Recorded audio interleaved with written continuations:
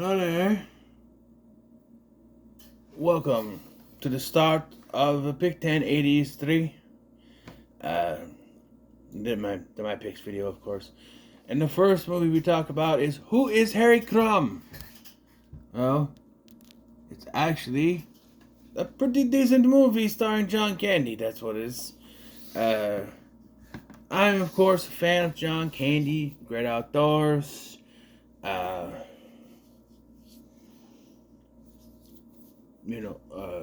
Uncle Buck, which I haven't seen in a very long time. Why am I blanking on his other movies? Planes, Trains, and Automobiles is a good one. So I'm just trying to kind of find more. I know there's more movies. There's Wagons East, which was his last film. And, Canadian Bacon was there too, but, yeah. But this was given to me by my friend Brandon, who found it at his building, and he was like, "Here, you can have it." Because they'll put movies downstairs that's free for everyone, and once in a while he'll look at them and he'll, hey, do you want any of these? And I'll make sure I'll take them. I'm always trying to find new movies to review, so there it is. And it's kind of just been sitting with my DVDs all this time. Before I get started, a reminder that I am starting to get a cold. So I may cough. I may clear my throat a lot. So the movie essentially is about this rich guy's daughter is kidnapped. So the guy in charge, Elliot, who is played by Jeffrey Jones, if you know, you know. I keep bringing up every time this guy's in a movie because it's not worth it.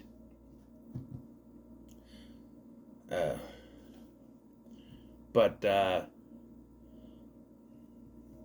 he calls upon Harry Crumb to help find this girl and solve the case, right? But of course, in the way of John Candy, he is a bumbling goof, causing slapstick terror wherever he goes. Yeah. This movie was directed by Paul Flaherty, brother of the late Joe Flaherty. But, who has a cameo in this as a guy watching boxing on the TV and actually punches Harry in the face. Harry's method of trying to figure out what's going on includes putting on some costumes that, they're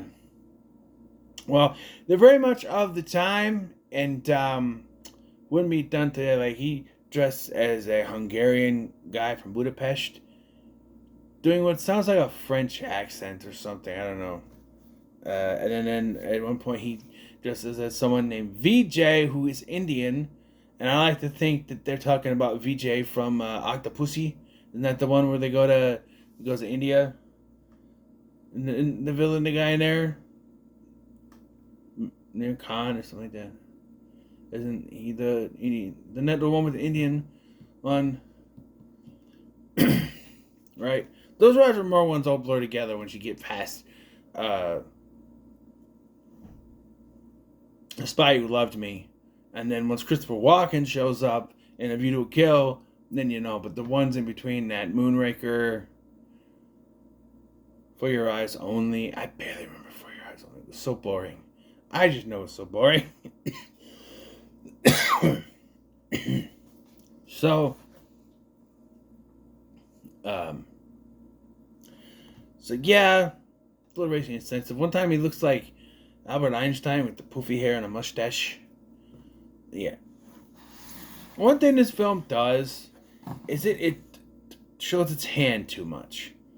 Because, you get confused because at one point they show you that Elliot is the one behind it. But then there's also, Harry finds out that there's something going on with the stepmom, who's played by Annie Potts. And the minute you see Annie Potts on the screen, she's sitting there, she's smoking a cigarette, and you're going, there's something not right with her. She acts like she looks like she doesn't give a fuck the way she's there. And so it is revealed, and this is not, you're like, whoa, you usually spoil this stuff at the end. Then I'll wait to the end to spoil it. Literally, as soon as he hires Harry, and Harry leaves. He gets on the phone with some other guy, and you find out he's the kidnapper. Literally within the first half hour, you find out who the kidnapper is. And I'm like, it can't be that simple, right? It's not that simple. It is. That's it. Yeah. But then it's also confusing because the Annie Potts character is also sneaking around, and she's messing with this too. Because at one point, they set up the drop off for Friday, and she messes it up and tells him it's. And she messes it up by calling Harry and saying no, it's actually Sunday. But then they end up changing it back again. I don't know why that. Yeah, and so you think there's also something like, is she in on it, but she's not, because you find out she's trying to kill PJ, who is the the father of the kidnapped girl, who's played by Barry Corbin, and also she's having an affair with Vince, played by Tim Thomerson, Jack Death himself, and they're trying to kill PJ or JP, PJ. I think it's PJ because JP. It reminds me of JP, PJ, whatever. And so she can get his money. And for some reason, she thinks that if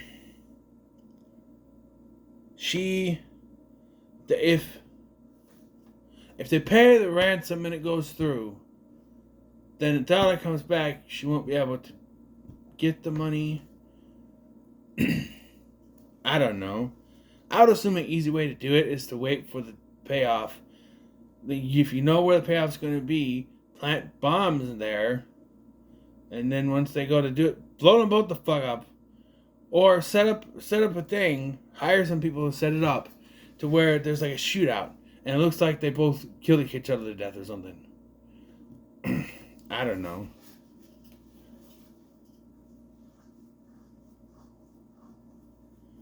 Itchy.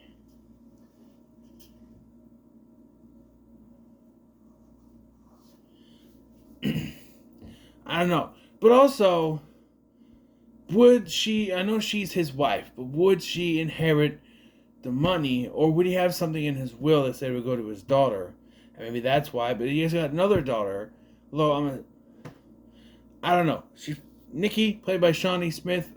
I'm assuming she's supposed to be like a teenager or something, I guess. This was 89, which was after the Blob, where she also played a teenager. That was 86. So, yeah. Yeah, it's kind of confusing with everything that happens in this movie. There's just so much. And as much as I love John Candy and this slapstick humor, sometimes they play it up too much. Like, particularly there's a scene where he's on the exercise bike and he hits a lever and he goes flying off the exercise thing because he's still on the bike and crashes through something. How the hell does that happen? There's a phone booth and he's fat, so he gets stuck in the phone booth when he's trying to have a conversation with the kidnapper, who's Elliot. And he gets stuck and then ends up having to get free. There's a scene where he's going to the airport to try to stop them, and he keeps getting stopped by the metal detector before finally saying, I played my head, I forgot. Now, I don't know if we really had one in there or if he just said that so he can go through. But, I don't know. And then, as he's trying to get to the plane to save the day, set to, I need a hero.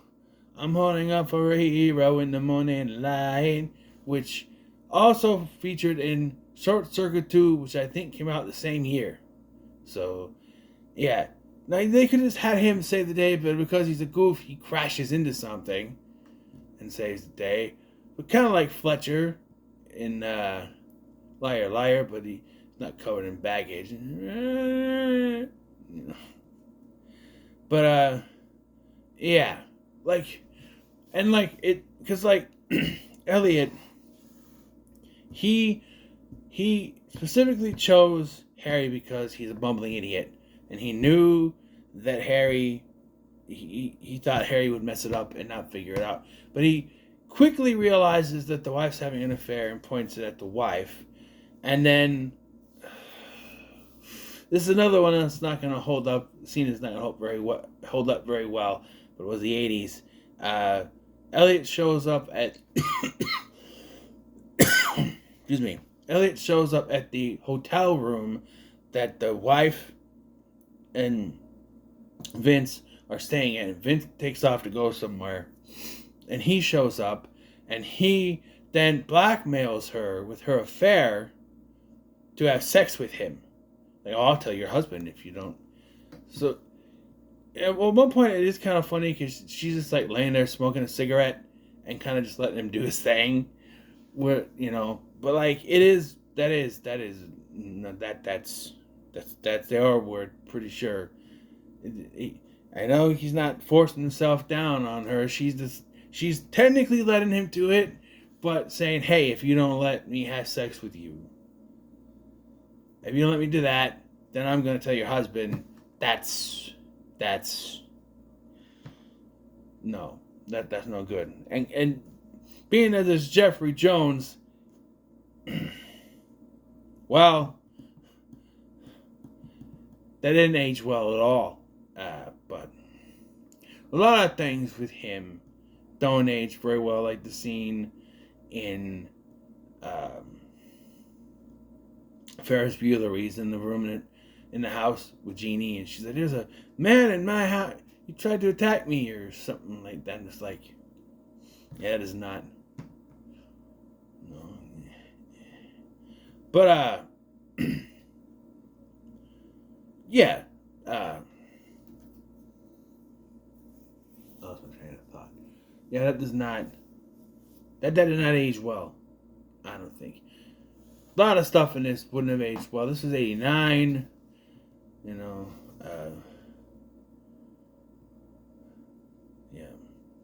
And you can tell this was prime 80s because there's a lot of smoking.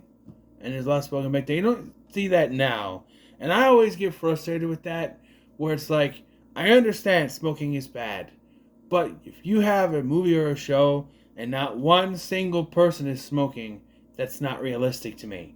Because it's like, there are a bunch of people out there that smoke. Just because you don't want to show it, that's not realistic. There's no one, Sometimes you'll see them pick up, like what they did with Constantine, the Legends of Tomorrow, because they couldn't have him smoke. He would have a cigarette, he'd put it in his mouth, and he'd get taken out right away. They wouldn't let him do it, He would hint at it. Do stuff like that, because you can't, Sometimes you can get away with smoking, but they had a goofy rule. You can't see him light it up, but you can't show him smoking, so it would cut away. There's some, I don't know. But this is prime 80s movie stuff for smoking all the time, In early 90s, too. I think it was like 2000s when things started going away from that. Well, even the whole 9 Yards, which came out in 2000 or 2001, one of the two, had smoking. So, I don't know.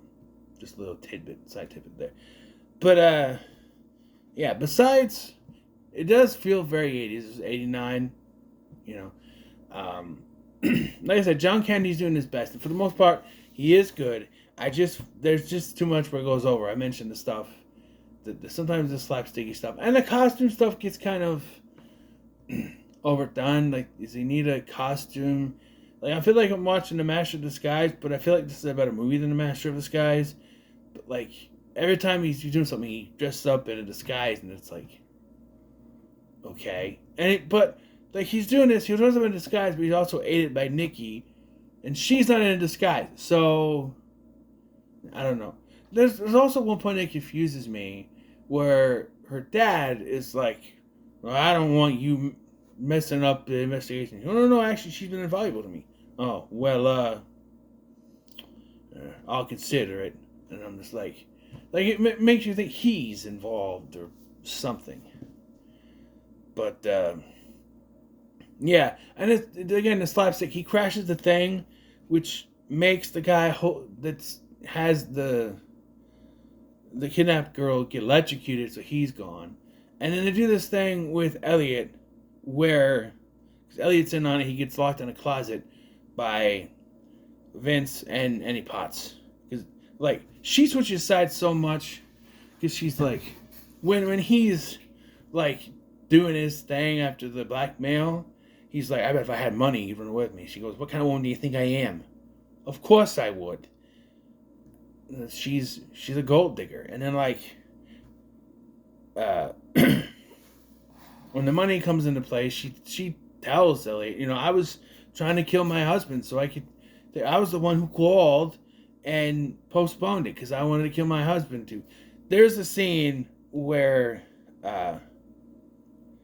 they are Harry and what's her name? Nikki are tailing Vince and Annie Potts, and during their tailing, they're in Barry Corbin's car, PJ's car, and it keeps cutting back to Annie Potts and Vince talking about how she cut the brakes on her hubby's car, and when he gets in, he's not gonna be able to stop it. He's gonna crash, and it's like, yeah, but he's a rich guy, isn't someone else driving? Also, if that's the case, then he wouldn't make it out of the driveway, because he'd back up and wouldn't be able to stop and crash the neighbor's house. Right? I don't think that's how they're planning through. Which also doesn't make any sense because Harry and Nikki are tailing them in that car. You think when he peeled out that he wouldn't be able to stop, in movies, brakes go out when they want to, when it's convenient. So maybe in the movie movie brakes, they didn't go out right away. I don't know, but they end up crashing and they're both fine, but yeah, it's kind of telegraphed. So she admits she was trying to do that so she can get his money. Again, I think Nikki would get the money because she's his closest living blood relative, right? Although, wife could turn that around and said, oh, she set it up. And then they take care of the older daughter and say, oh, she set it up. She hired someone to, she could play it off that it was Vince that she hired. And then Vince was also found dead. She put bullets in him and blah, blah, blah. And she could frame Nikki for everything. But no, they just like, oh. And he's like, well, I got the money now. She's like, okay, I'll go with you. And then Vince showed up, hey, I'll take that money. And she's like, oh, thank God you saved me. He took the money. I was trying to get it from him. And so she's back with Vince. And they tie him up in the little room. So then when Harry comes in, he's acting all cocky, like, oh, you were unsure of me, but I figured it out, and blah, blah, blah, blah. And when he unties Elliot, he's like, all right, I'm not listening to you one more time. I did it. It was me. I kidnapped the girl. I'd rather go to jail than to listen to you for one more minute. He's like, book 'em. And then we set up a sequel. It never happened because this movie didn't do very good. Where he's now in charge of this place, which was already called Crumb, but he wasn't in charge. It's like, what was it? It's like bedtime stories, where like, even though Skeeter Bronson was the one he should have got it, he wasn't in charge because Barry Nottingham owned the place. So, like, Elliot's in charge, even though it should be Harry. Now Harry is in charge, and they set up his next adventure that never happened. He's just like a woman's like, this one's going to be a doozy. And he winks, and then he shuts the door, and it crashes and goes to the credits with an 80s song. It's not bad. I'll give it a high middle of the road. It's, I don't know, I'd watch it again. Sure. It's probably not known to be one of Candy's better ones. I think maybe in the years since it's kind of garnered a bit of a cult following, but not a complete one. It's fine. I've heard of it before this. It's not like, oh, what is this movie? No, I'd heard of it. I just never seen it, All right. Time to roll the dice.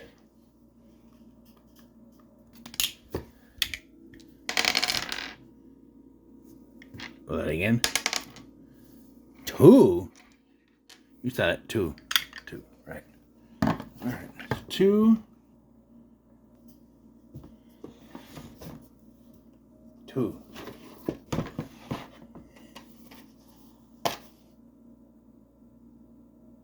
Overboard? Alright.